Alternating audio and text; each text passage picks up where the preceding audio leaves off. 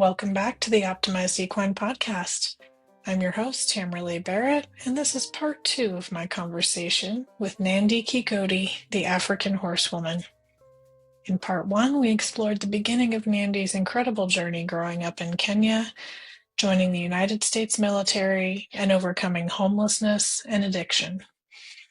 If you haven't listened to part 1 yet, I highly recommend going back and starting there. In today's episode, we dive into Nandi's experiences navigating the American horse industry, the good, the challenging, and everything in between. She opens up about the reality of pursuing top-level sport without substantial financial backing, the cultural differences she encountered, and the mentors who made all the difference in her journey. We talk about her mare and the groundbreaking partnership she's created with 2 other women of color to build something that's never been done before in Kenya. Their vision is creating pathways for future generations and reimagining what's possible for African athletes in equestrian sport. Nandi shares her perspective on the Quirky horse label and the importance of two-way dialogue with horses and humans, and why she believes moral and ethical diversity matters. We also explore her vision for cultural exchange through horses, bringing riders from around the world to experience authentic horsemanship experiences in Africa. This conversation goes deep into what it really takes to advocate for horse welfare, navigate toxic environments while staying true to your values, and build something meaningful in a sport that wasn't designed with you in mind. Before we get started, please remember to support the show and my guests. It only takes a moment, but it has a huge impact. Click follow, subscribe, share, rate the show, or find us on social media. You can also visit tamaraleebarrett.com to learn more about my coaching and consulting work. Without further ado, let's dive into part 2 of my conversation with Nandi Kegode, the African horsewoman. Welcome back. Thank you so much for joining me again for part 2. So let's start off by talking a bit about your horse journey in the United States. In part 1, we talked about how schooling and military kind of took you away from home and ultimately to the United States, but we didn't really get into the horse piece of it, and I know that's a big piece. So let's chat about your experience, why you wanted to go do the horse thing in America, and what you learned. Yeah, good to be back. And I had originally wanted my competition life or plan, I suppose, to unfold in the UK. And once I realized I wasn't going to find a placement or a visa that was going to keep me in the UK, I was like, lo and behold, I'm a US citizen, so let me find something in the US. You know, the USA are just as good, or they go to the Olympics. So I thought, hey, let's give that a shot. And I found a multidisciplinary barn out of Tampa that was looking for a working student slash. And so I just reached out to them and I was like, oh, Florida, you know, Florida's big for horses and all of this stuff. And so I applied and they were like, sure, come on down. And, you know, I told them my goals for sport and where I wanted to go. And they were like, come on down. I genuinely don't think they believed that I was going to show up. Like, to hear just this person who's calling from UK but's actually from Africa that would like to represent her country at top sport, would like to have a conversation with a multidisciplinary barn out of like Florida. It's just a bit strange. So Well, I can tell you, being the on the other side of that, I think a lot of even local people don't show up. So yeah, I'm sure they're like, you're who? What? Okay, we'll see you when we see you. Sure. Yeah. And Right.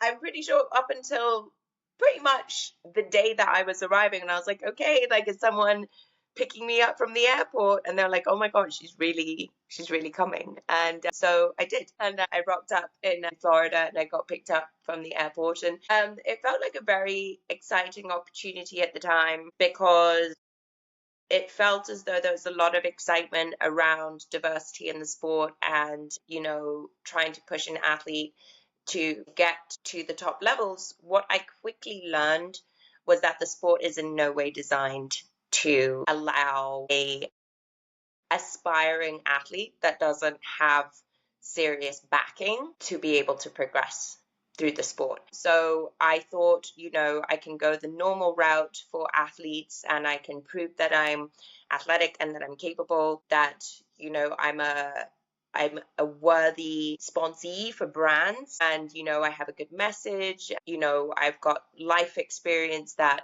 is relatable, X, Y, and Z. And while the marketing and media were excited about all of those things, there was nothing in the horse industry that facilitated for that to happen without this massive cost that came at the same time. And so I had to make a decision, and the decision was to sort of leave this idea of sort of coming in and being this diverse athlete and having a media team and all of this stuff and pitching to companies and trying to get sponsorship and everything like that. Really, it became about, okay, I have to work my way up and through the sport now and try and get seen. And that was incredibly difficult as well because nobody's looking. So when nobody's looking and the industry itself doesn't actually understand the purpose of diversity, right? Yes, it would be nice to see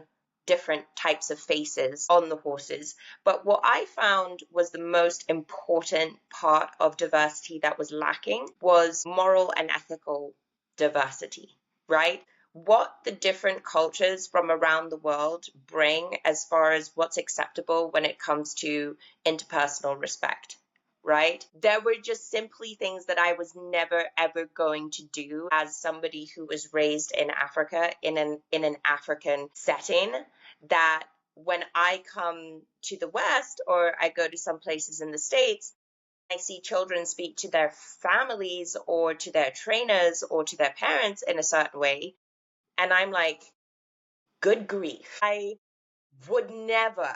I mean, I fear for my life. Genuinely, I think that my grandmother or my mother would take my life if I ever spoke to them in that manner. Like, it just confounded me how disrespectful young children could be, how hard elderly were made to work, and how much they were disrespected within the amount of work that they were doing. And then if I had to draw a boundary where I was being disrespected by a 7-year-old, right? Like, for example, they would say, Nandi, can you go and put bandages on my pony?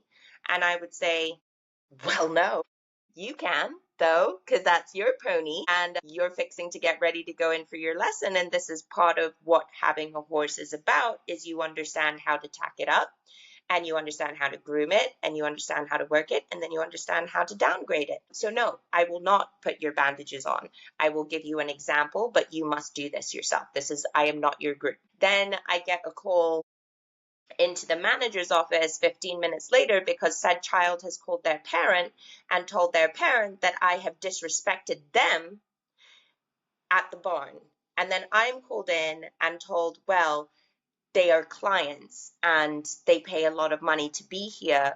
So, like, you can't talk to their children like that. And I'm like, I'm not talking to the child like anything. I'm drawing a boundary because clearly this child is confused and thinks they are an adult and pay my salary, which they do not. So it then became this loggerhead issue where there were so many cultural nuances or differences that made it very difficult to progress in the sport, because at first, I mean, there were elements of racism, sure, especially in the South, where I didn't know that I was experiencing racism because it's so delicately embedded into the system. And then people are very poorly educated about their own personal biases, and we can go into a whole cultural history lesson about that. But this is what we're fighting for in the States right now, right, is access to information and to education, and making sure that people have access to the correct correct education and history.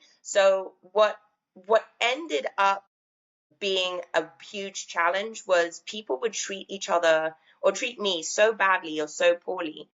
In some cases, I would be like, well, they must be racist. But then they'd say, no, I treat everybody that way. And I'd be like, what? Like, I could understand if you were treating me this way because I look differently, but you are collectively treating everybody in this way. And then it's normalized behavior. And so when somebody comes in with quote unquote healthy behavioral patterns or processes, you actually become the aggressive entity within that environment because you're not subscribing to toxicity and toxic behavior. So what became the most difficult part of navigating the American horse scene was the people, was just navigating the people and this culture in the States that if I'm the trainer, you must do what I say when I say it. Your horse must go in the tack that I say. It must go in this, and we're all color coded in this. And no, you must wear a noseband for this. And like I was just bombarded with so much incorrectness that it became a mission to just try and find a safe space for myself and my horse. Because what would turn out to be the issue would be once I would create a boundary or I would confront a trainer or something like that, my horse became a victim, right? Because it never became about that individual holding responsibility for their individual actions. It became about justification of their behavior. And then their justification of behavior could be taken out on my horse or could be taken out on me. And then I'm the victim bleating about, no diversity or racism in the sport or this, and this. And so because I want to progress and I want to compete and I want to be relevant, I have to assimilate to certain behaviors and characteristics that I know are inherently toxic. And what I noticed is that the people that didn't have specific goals and were determined to reach those specific goals within the industry chewed them up and spat them out. And because there was just no rhyme or reason as to why anybody should endure such toxic behavior for the sake of doing something that they love. And so I would say that I did learn a lot in the States. I learned a lot of what I didn't want, more than what, and then that allowed me to learn what I did want. And then that actually taught me that I would have a much better access to foundational education back in Africa, because it's not a focus in the States. Correctness is not a focus. It's spending horses at each level. And I would say collectively within the industry, the riding has degraded as far as individual people being able to create and produce well-balanced horses. But maybe that's just a perception I have or an assumption. But I was just under the impression that a lot more people knew the right thing to do. And it seemed like it was a lot easier to find general correctness, whether it was in Europe or it was in Africa, because obviously we're colonized by Europe. So there's a lot of parallels into how we approach horsing, especially in the foundational parts of it. So the privilege of working in places like Ocala and Wellington and all of these different barns. And I always had to remind myself, I was never there to become a career groom or become a career barn manager or anything like that. I was there to learn the sport so that I could take the information and be able to apply it in my country and be able to create pathways to top sport for our athletes, because right now we're geographically barred with African horse sickness and some of the viruses that we get here. There's very little research put into it so that it allows our horses to be able to compete on the international level. So coming from this region of the world, you have to consider that if you are going to move a horse from here to Europe or to the international circuits, you're talking a 3-month quarantine, right? So your horses are going to be losing condition. So that means that our investment in this sport is massive, coming from the global south Mhm. and in a completely different culture that's not even, South America. South America has a very, very big presence within the sport, especially in the US. In Africa, we just don't have the same amount of clout within the sport as the South American nations do, and now some of the Asian nations, they have the Asian games there coming up. So my experience in America was profoundly educational. It was profoundly traumatic, and it was a very eye-opening experience as to what the sport is actually about, and if it's a sport at all, in the sense that how does an Olympic sport actively bar 99% of the global population from participation, just from an economic standpoint? Obviously, there was many things you learned, what you don't want to do sort of thing. Was there things you learned that were beneficial, or was it kind of all in that kind of learning, that tough kind of learning? And how long were you doing this? How long were you in the United States working the horse thing? 3 years, about that. So um, Mm-hmm. I would say that from every barn that I went to, I learned something that made me a better rider, and I learned something that made me a better horse person. Whether that was from looking at the person that I was following, or my leader at the time, and saying, I never want to be that person, or being like, yes, I want to be exactly like that person. One, and I'll say her name because I respect her greatly as a horsewoman and as a rider, is Jenni McAllister. She's been a role model for me since I was in Kenya, as far as, because she's tall, she's really tall. I'm really tall, and I watched her, take her horse around the World Cup, one of the World Cups, and it was an indoor, and the horse is a big horse. He's a big boy. He's probably 17.3 or something, but he was so light and well produced and so happy in his job. And she went clear, but like, she was so happy with her horse. Like that, she was so happy with how he went.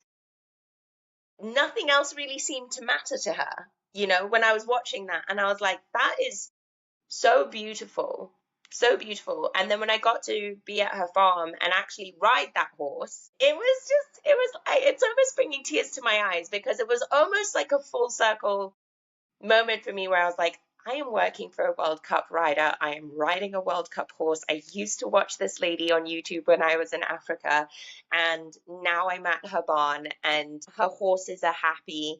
Like, I have great conversations with her. Her husband's a super, super horse person. Like they had brood mares in the field, and they'd throw in the stallion, and leave him to go do his job. It just felt like natural horsing, and it was in that environment I got to learn so much about how I wanted people to feel when they were around me, and also how I wanted my barn to feel, how I wanted my horses to feel. Now, not everybody is everybody's cup of tea, right? Like, she could have been my cup of tea, but not a cup of tea for somebody else. But that's just what it was for me. The other person that's had a huge impact in my life, obviously, is McKrell and Christian, and you know, U.S. Equestrian Society and the whole.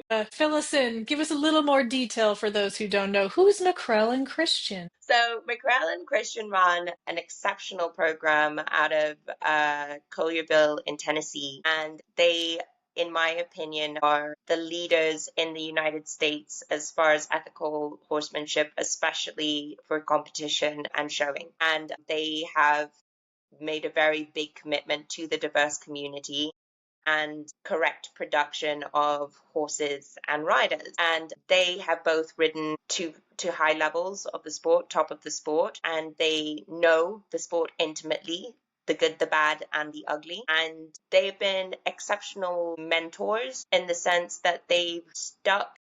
The journey of a diverse athlete it's tough for everybody in the industry, but I would say the diversity component, especially in America, especially in some of the southern states in the United States, it does make it a little bit more challenging. And I know people will say something different, but from a person that's experienced it is a little bit tough.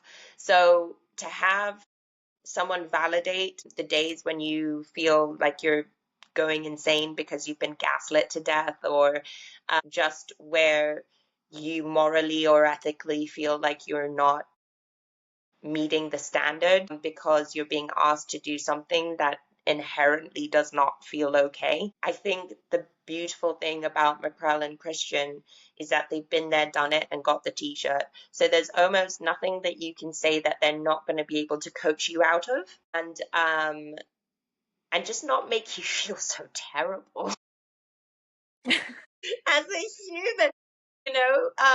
And because I would get on the phone sometimes, to some of my mentors, and I'd be bawling my eyes out, and I'd be like, oh, I just injected this horse, or I just did this, or whatever, and I'm a horrible person and a horrible human. But at the same time, it's like some people won't even get on the horse unless it's done. Right? And that's their personal animal. So there are so many fluctuating emotions, situations, and scenarios that I feel like if you haven't grown up in this industry, or you don't have parents in the industry, you need to have people, good people. And good people are hard to find, but they are there. And I simply believe that Christian and McKrell are those good people. I came out to do a talk for them to their student body, and they helped me out when I was having a mental breakdown and I couldn't look after my horse or myself, and they looked after me. And if it wasn't for them, I don't know if I would be in the position that I am now, or that my mare would be in the position that she is now. And I think the industry has also gotten quite ugly to the point that, like, a good deed is so, like, a good deed on that scale is so rare these days, because nobody trusts one another, right? And everybody feels as though I'm going to get screwed over, or this person's going to run away with my money, or blah, blah, blah, blah, blah. And, I just also had to make a commitment to be a person that was reliable and to do things differently. Like, yes, I couldn't work for a long time, and yes, it took me a long time to get okay and to get healthy. But, I had to make a decision to stay communicative and to say, hey, I don't know if I can send something this month, but I will do my best next month. And the way the world is, when I recant the story to other people, they were like, yeah, I definitely would have sold your horse by then, or done this. McKrell and Christian didn't do that. And it also gets me emotional right now, because like, what we have with my mare has never been done before in my country. And Christian and McKrell have been aware of that. And for 3 women of color to own a horse like Idana, and to have the goals that we have behind the businesses that we want to set up, and the exposure that we want to provide for sub-Saharan Africa, or even Kenyans, we're bushwhacking and we're trailblazing. It has simply just not been done before. And so we need people who are on our team, are on team humans, like team human being, team progression, team, like, it's not always about the dollar. It's about what we're achieving and what we're changing. And, McKrell and Christian are 100% have proven to me that they are those people. And so they have my loyalty and support and respect. And I wish to see more people like them in the sport, for sure. When you said what you're doing with your mare hasn't been done before, what is that? What do you mean by that?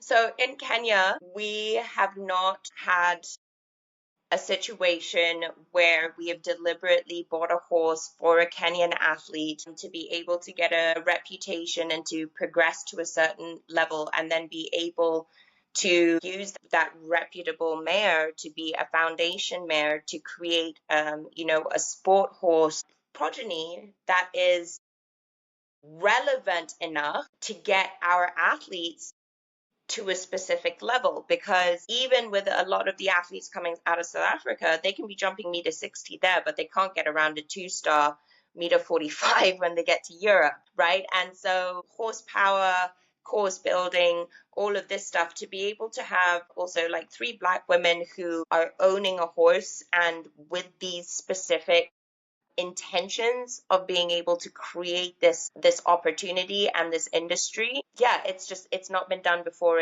with this intention and with this capacity, because nobody believes that it can be done. So people will still laugh and be like, yeah, Kenya at the Olympics. So And so you three bought her, but she is in America and always has been in America? Got you. Okay. Because of what you were saying about that quarantine. I had no idea it was such a long quarantine. Wow. yeah, it's tough on the horses, it's tough on the riders, it's a setback for sure. So we have to be able to create something of substance in our region that allows us to be competitive and not so behind when we get onto the international stage. And so what's been great is having Idana there with the Wonder Horse Academy, Taylor and McKrell is, you know, she's getting opportunities to be educated by Albert Vaughan. I mean, come on, it's the coolest thing ever. And would my horse be able to have the same opportunity here, or access to education here? No. So is it worth me bringing out at this stage a really great meter 40 3-ring horse to Kenya where we're not going above the meter 10? Nope. Right? But can she build a beautiful reputation and be produced really well and be, and she's currently with a rider or a horsewoman that I consider to be more established than myself. And so I'm learning a lot from her, just like I learn a lot from McKrell. But these are the positions I want to be in. I want to learn from horsemen and horsewomen that are more established and, don't wear that qualification on their chest as much as like, you must respect me. It's like, no, if you want to have this connection and you want to have this result and you want to have this feeling with your horse, then this is how you do it. And so because again there's no clear road, right? There's no clear, you go to this person first and then you go to this person next and you go to this. We're making it up as we go along, so I did the states, I've done Wellington, like I said, Ocala. I worked on the Major League Show jumping tour for a few stages, again all with the intention of networking, understanding the sport better, never with the intention of becoming a career groom or anything like that. Not to say that those aren't great or respectful positions, they are, but my goal has always been to ride and to compete for my country.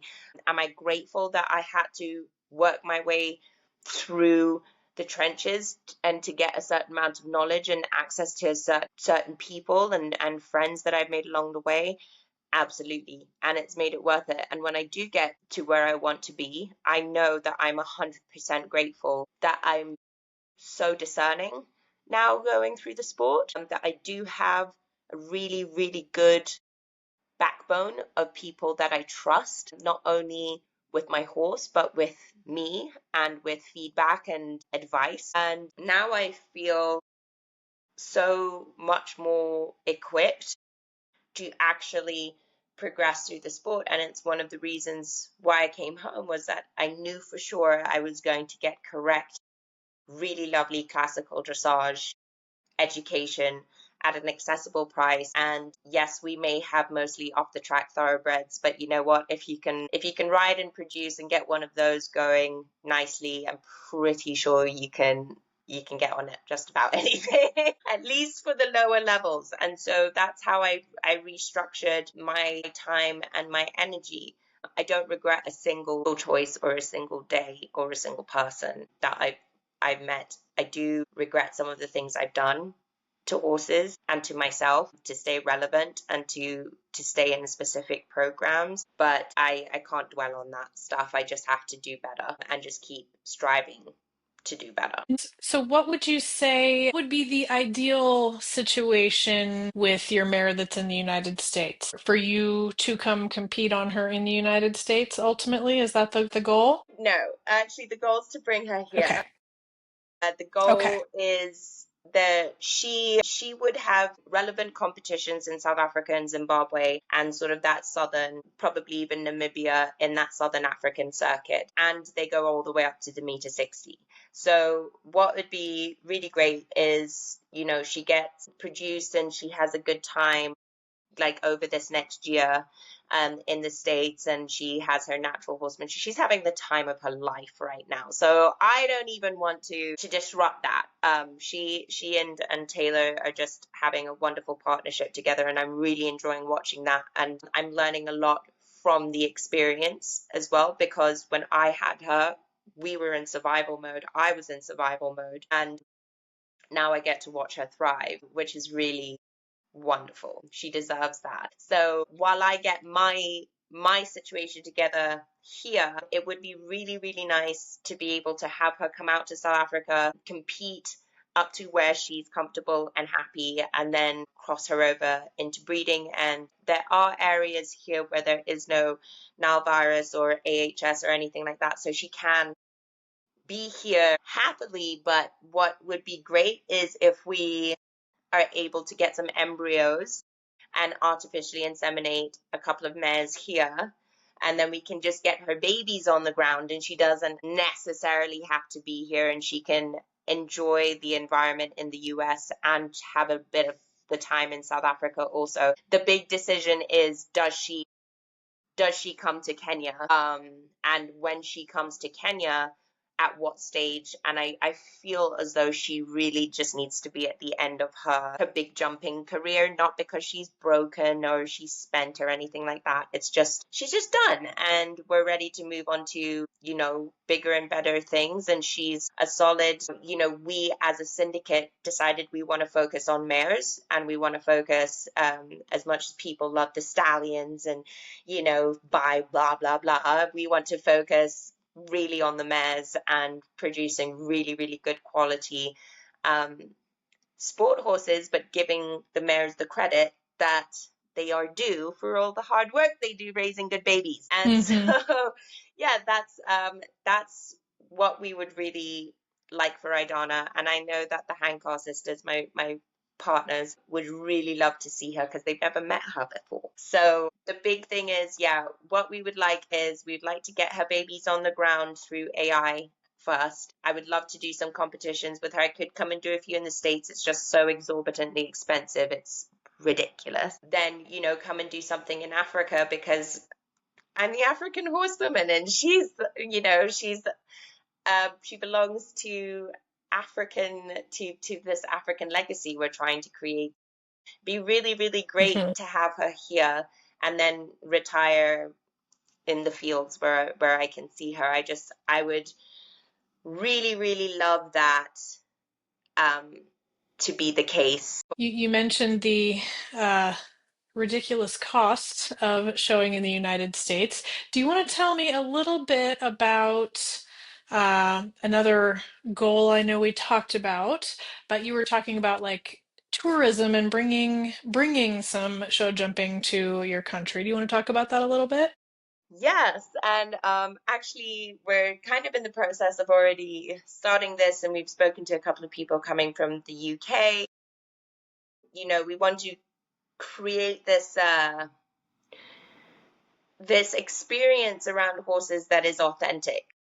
So when you come to Africa and you do come and interact with horses, it's not just through all of these big fancy safari cars and paying $4,000 a night and all of this stuff, and sort of being removed from the people and being, African kind of thing, because most of these riding safari experiences are very curtailed, if you will. So for us, we also would like to create a bridge for cultural exchange. And because, for example, a horse show, the entire horse show here may cost you $120, right, to compete for the entire show, right? Whereas in the States, that's like one class, maybe. You're like two classes or something. And if you're at a big show, that's not Yeah, you even an haven't made entry. it to the showgrounds yet, so. Exactly. So to put on an event that is accessible, because what I would, doing the math, it would be cheaper in some cases for an American family to send their kid over for 2 weeks to come and have a horse experience here in Kenya, including the flights and competing and being on horses, than it would to compete for a weekend at Wellington or in Ocala. Like, that's just the equivalent. If some people want to say, we want to have our child compete, but we don't want to spend WEF money, or we don't want to spend WEC money, like, you could spend half of what you would spend there and have them come out here, or even to South Africa, to our partners or whatever, and they would still get very quality education, very quality showing experiences, riding loads of different horses in loads of different environments, but it's just not ridiculously expensive. And so I think that if more people know that they can send their children abroad, or they themselves can come abroad and have access to all of this culture and diversity at the end of the day. And I'm just going to accentuate again the importance of diversity, because I think people think it's just a color thing. And I like to relate it to the wolves in Yellowstone, how when they introduced the wolves back into the environment and they managed the caribou populations and everything, like, the biodiversity exploded and the ecosystem became healthier. So having diverse peoples and having people from diverse backgrounds, because an American to us is a diverse person, right? They might not be diverse in America, but when they come here, they are part of DEI.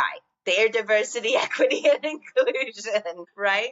So in this instance, how is the American influence going to increase our experience, and how is their experience here going to evolve them as a human and as a horse person? And then they get to take that back and then perpetuate that further and further. So wouldn't it be great if, people committed to come and do 6 weeks of showing here or in South Africa with one of our organizations, and that was like a rotation, which some families did, once a year or once every 2 years. That's diversity. That's inclusion. That's what it is. I just don't know a single person that wouldn't benefit or become beneficial to another entity or organization inside or outside of horses. And I think that's really the importance of diversity. Not just, we should have this person on here because they're Black or because they're brown.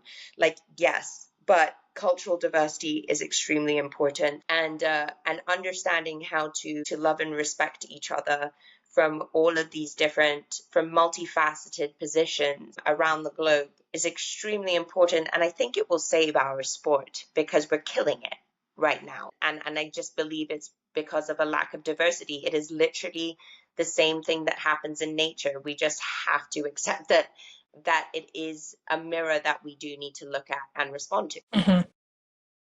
Love that. Let's dive over to some horse-specific stuff. Does that sound good? So, like, as riders, we have to interpret how our horses feel mentally and physically, whether that's our personal horse or a student's horse in our care or some, whatever. There's a lot of different ways we have to interpret how they feel mentally and physically. So, what are some ways that your horse or horses in general tell you how they feel? Honestly, I think that the more you spend with a particular horse, the further away you can be before they give you a signal, or sort of like an energetic reading, if you will. I'm not trying to sound woo, because it is scientifically proven that horses do affect us in that way, and their frequencies are extremely strong, and some of the strongest in nature. I think one of the big ones for me is when I walk up to the horse, do they come to me, or do they ignore me, give me their butt and flick their tail? And sometimes, like with Idana, she'll just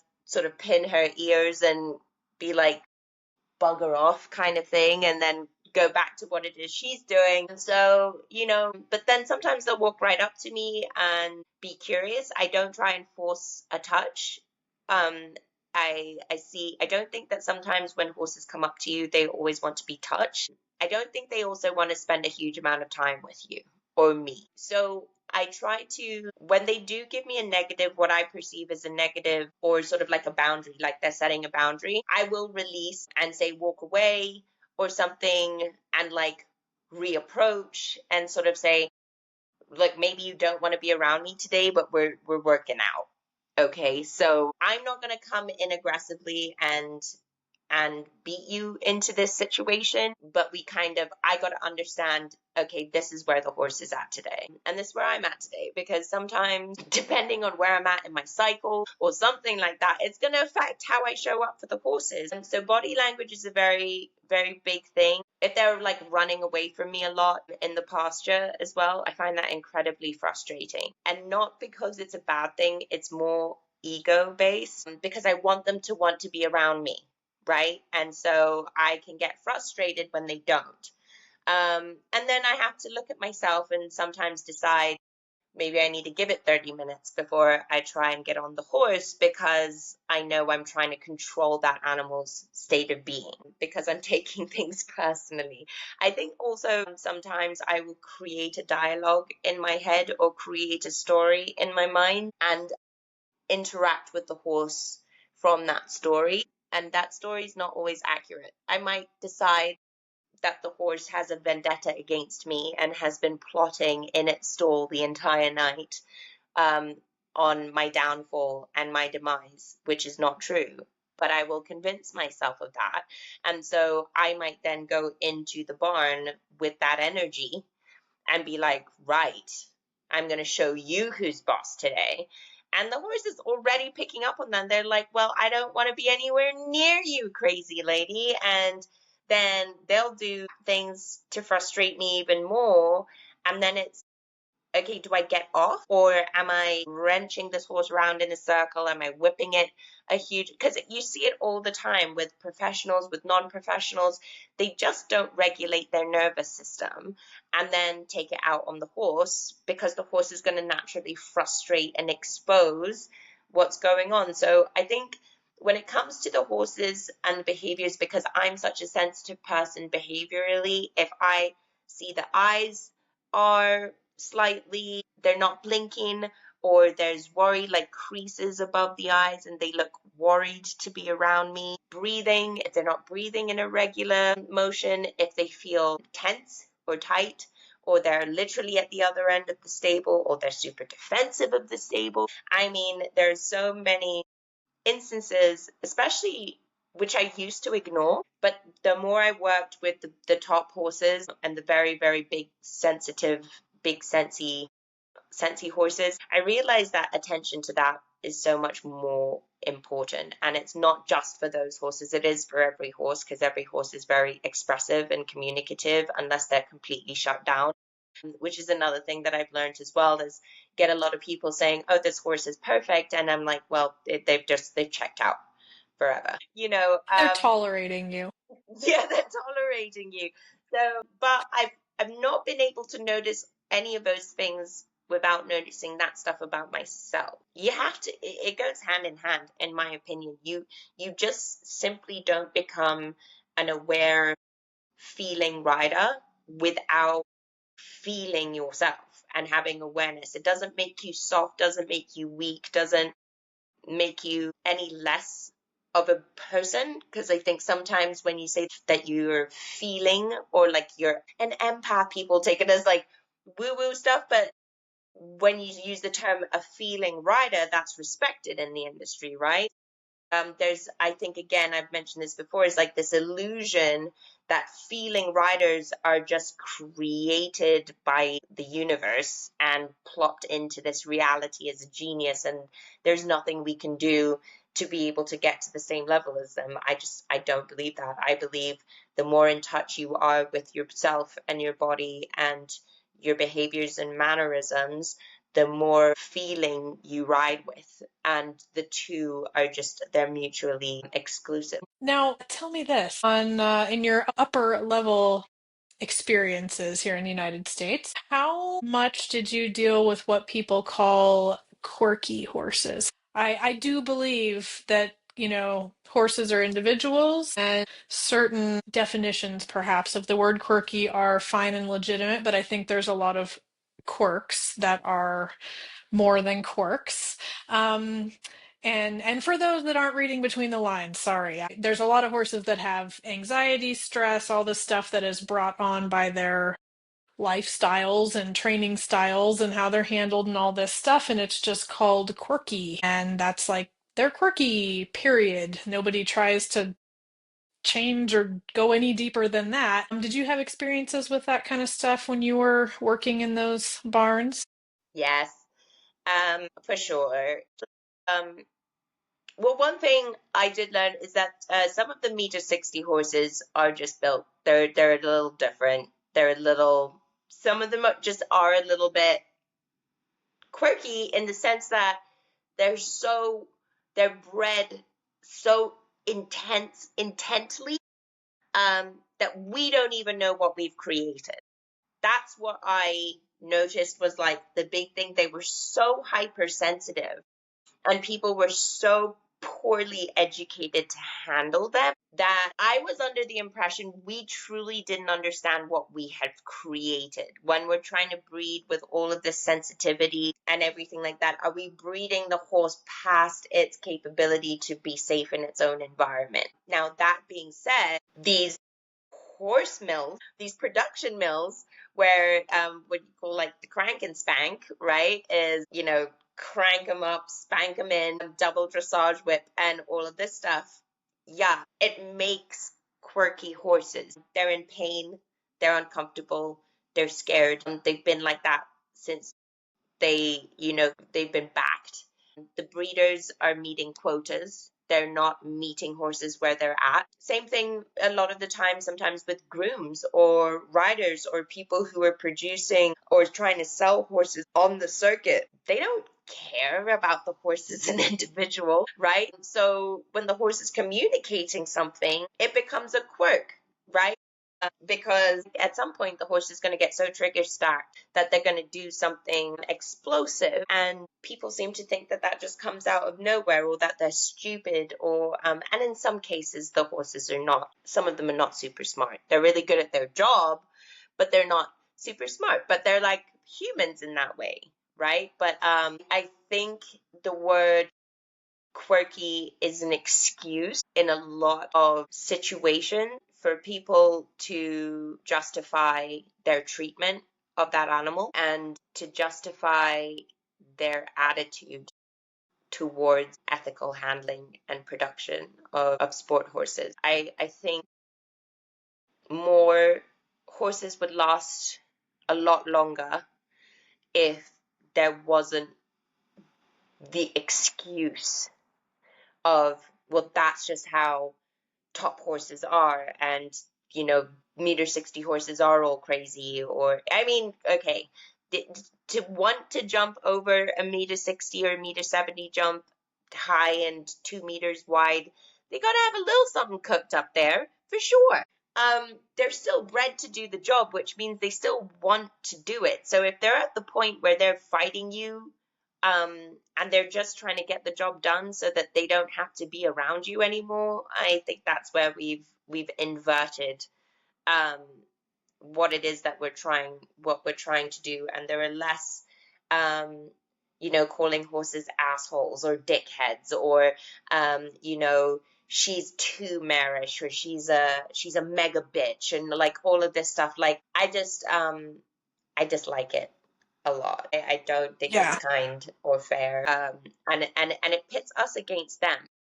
And they, for the most part, are performance slaves. I think there's that layer of like you're describing of people calling them jerks and this and that, or she's a bitchy mare or whatever. Don't like that, obviously. And then there's, I think, another layer of it of people who act as though they are totally like all on the horse's team, but it's still like, oh, that's just how they are. And because she's so fabulous, we work around it and we accept it. And that's who she is. And it's okay. And it's like, well, I guess that kind of sounds nice and it's better than calling her an asshole. But will you please admit that, like, she got that way, a certain way, and maybe it doesn't have to be there. Imagine that horse's performance if we went digging and figured out this quirk and that's just who she is. That horse would be happier if they weren't doing that. If they didn't feel the need to be the horse that needs to wear all the red ribbons and this horse can't be around this and da da da da da da da. If that horse wasn't like that, guaranteed they'd be performing even better. Can you imagine? Like, why isn't that a thing? I don't know. Makes me crazy. It is odd. And the first time I noticed that it really is something that is made up to a degree. Is I had this really wonderful little pony, Appaloosa mixed thing, and she is a very, very switched on mare, and I think that the switched on mares have the worst time, to be honest, because they're very, very hard about their boundaries. They're very particular about their people, and they want to go a certain way, and they want to be ridden properly, especially the smart ones. They don't want to constantly be saving you when you're burying them at the jump. You know what I mean? They just, enough is enough after one point. But anyway, this beautiful little pony, she was called Cinnabear, and they would call her Cinnabitch. She would respond to how they treated her. Now, when I started riding her, and I refused to call her that, and I listened to what she wanted and how she wanted to be ridden, and how seriously she took her job, because she was a very serious competitor. I never had an issue with her. She bit me one time and I got after her. I will say that. She bit me one time, but it was one of the ones where it was like, I'm gonna see how far I can push this. Now, my education at the time was like, if they bite, like you get a really fast, quick, like bop on the nose and be like, no, we absolutely don't do that. Now, would I actually go as so far as to physically put my hand on her, like knowing what I know now? Not so much, because I know they say this is how mares would act in the field, or this is how they treat each other in the field. I don't think they register us as horses. I don't. So I think that they can recognize thing of certain spaces, blocking of certain areas, intense energy, picking up of the voice, all of these things. A lot of the things before you physically have to make contact with the animal. That being said, that me and that mare pony became like this, and there was nothing she didn't do for me. Nothing. And she's tiny. She was like 13 something, right? And I was just light and mini, so I could ride her around and everything like that. But she was amazing. She was amazing. And so, was she labeled? Yes. Was it appropriate? No. Is she gonna probably go to the wrong person because she's being labeled as such? Most likely. Will a perfectly good horse get destroyed? Most likely. So I think they become what we tell them to. It's just that simple, and it's also that sad. Yeah. Yeah. Yeah, we become the way they treat them. That's definitely Yeah. a really it's true, you know. Keep the horse in Just dual because reins all the time. you can't, if you can't figure out a way to change that horse's behavior, probably better move on than to keep labeling it. But at that point, yeah, it is hard. How are you going to rehome that horse when you have nothing nice to say about it? It's not easy to do. So I get it. Yeah. My friend in South Africa, she said something so important. She said, I can't ride everything, you know. And she's meter 60 show jumper who's, you know, wants to compete for South Africa at the Olympics and everything like that. And she can even humbly say, I just can't ride everything.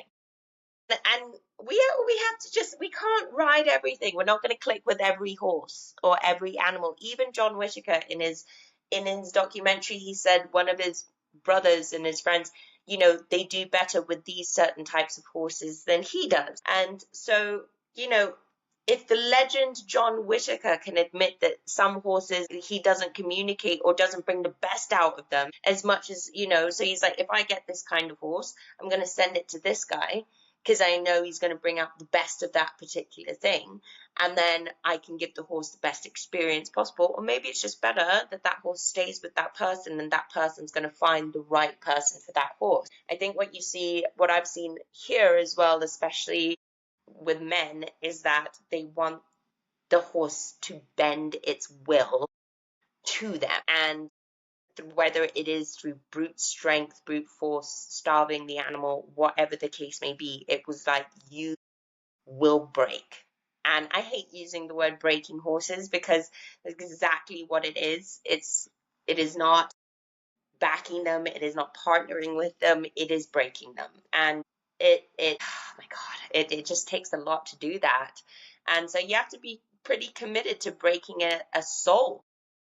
Like, and that's what it comes down to, I think, is that when you can switch that part of yourself off, or you haven't cultivated the empathy to where you say, stop, I've done too much, or stop, this horse can't take anymore, or I'm hurting this animal unnecessarily in order for me to feel some sort of emotional gratification. There just needs to be more of that in the sport, I think. I think it's definitely a one-way dialogue style versus a two-way dialogue style. Like in that other, like in the breaking thing you're describing, that horse has no dialogue, no voice. It is 100% what I say now. And on some hands, like I think that that is an ingredient we have to have with horses. Like we have to be able to have the button of like, I said this and we mean it now, like for safety. But that's different than it being like how it is 100% of the time. This is the way of life when I'm around you, you know, like it's a one-way dialogue or the horse can say something back, you know? Absolutely. And I think that will reflect in your trainer. If you can say something back to your trainer that is respectful, but if you can vocalize to your trainer and you don't get brutalized or minimized or humiliated, I think your horse is going to have a similar experience. I don't This culture as well of like, I don't care about the person, I only care about the horse. That is also inauthentic in my opinion. Um, they're a partnership. You got to care about both. You can't terrify the rider and expect the horse to have a good experience. You just can't. you know? So Yeah. I want the horse and the rider to have a great experience, because it's supposed to be a symbiotic relationship where you think as a unit. And if we're both in fear and jumping off the muscle, we're going to be making a lot more errors than the combinations that are super relaxed and having fun and happy to be there and haven't been overworked or overshown. And it's I think it's also difficult when your livelihood is based off of sales, and especially sale of competition horses and from competition. It drives it into a different culture, and then we begin to forget that they're not machines. Absolutely. And what would be great as well is if people learn better how to see the signs that horses have been tampered with by some of the best riders. Best riders are not necessarily the best horse people, but we celebrate a lot of riders that are not the best horse people. And it would be nice if the industry, USEF, US Equestrian Society, for example, let us know what it looks like when a horse has been wrapped, like what they jump like when their legs have been burned or they've been, um, hit. Just these types of things, and then we will be easily and more capably able to support the horse, and then not go after the people that are truly advocating for horse welfare. But so much of the industry is uneducated on horse welfare that they think that these people are just being hateful critiques of their favorite rider. And out of all of my favorite riders, there might be two. I probably had five before. There might be two that are still on the list. Yeah, I think if you zoom out even farther, if people can learn about, focus more on body language, nervous system, and biomechanics, because from there, you don't have to know, oh, that horse looks like it had this done to it. You can just, once you know those things, you can read any situation. I don't have to know what exactly was done to a horse. If I can see, well, it's moving like this, well, honestly, you can't hide that once you can see it. The problem with all those people that get offended is they don't see it themselves. They just they see it as blabbing because they don't see it themselves because they don't understand biomechanics and the nervous system side of things and what a truly calm and happy horse is like, what they look like, what they behave like, how they move. Once you can see that, well, you kind of can answer a lot of your own questions yourself without having to know all the nitty-gritty details, you know? I'll Exactly. get off my soapbox I and I will mean, ask you the most the most important question of the day, which okay. is, if your fairy godmother granted you three horse-related wishes, what would you wish for? Could be absolutely anything. I would wish for the ability to talk and understand horses, to be able to convey their language, but to be taken seriously. That would be my first wish, is that like if I said the horse is saying something and people would be like, yeah, right. They would actually be like, okay, let's do that then. Mm-hmm. That would be really cool. Second wish would probably be able to turn into one, just turn into a horse at sort of any given I like moment, that one. but preferably like a Pegasus or something with like a little bit of clout, like fire breathing or something. Just because I don't trust our Not just government. a regular horse. Right, yes. And third and final wish would be to be able to ride every horse in a way that would make them want to be ridden. Love that. I especially love that because while I understand where it comes from, I think it's very sad when people, in my opinion, overcorrect and go to horse sports are terrible, horses should not be ridden, or horses shouldn't use bits, or horses shouldn't have tack, or da da da da da. That makes me very sad because it's Thing. like, can we not just throw it out? Like, how about we actually just do it well? It's a thing, it's possible. It makes me sad. I get bummed out about that too, because you know that there are horses that love their jobs when they're given the opportunity to do their job comfortably. They love to do it and they show up every single time. Obviously everybody has good days and bad days, but yeah, it's about balance and understanding that that we can do it, we can have fun together. It doesn't have to be black or white or yes or no, then okay, then don't name your dogs or don't put your dogs in collars and don't walk your dog on a leash, like it could be extreme in all aspects, but I think we do need to consider that the domestic horse does go through a lot, and we have to do better collectively. Absolutely. Okay, well, can you tell us about how people can follow your story and support you and all of that good stuff? Where can they find you? Find me on Instagram as the African Horsewoman Official, and I'm on Facebook, just Nandi. My names and everything is all across there. You can find all the information on my Instagram, and soon Hisia Intel will be a little bit more cultivated to have the conversations around regulation of the nervous system as a person, and showing up in the sport, and how we can be more regulated collectively. And I would like to be able to have a bit more of a conversations with people who want to strengthen their emotional intelligence around horses, and who would like to culturally diversify as well. I get a lot of people coming to Kenya and Africa who contact me through Instagram. So yeah, if anybody's interested in doing that, or partnering, liaising, one-on-one chat, Instagram's super, super easy. Facebook's there as well. I'm very, very responsive. Great. All right. Well, thank you so much. I had a lovely time chatting with you, and I'll be sure to link to those pages in the show notes for anybody who wants to follow along. Thank you. I hope you enjoyed the show. Remember to click follow or subscribe, rate the show, and share with a friend. Visit tamraleebarrett.com for more info on coaching, consulting, and links to our socials. Until next time, happy horsing.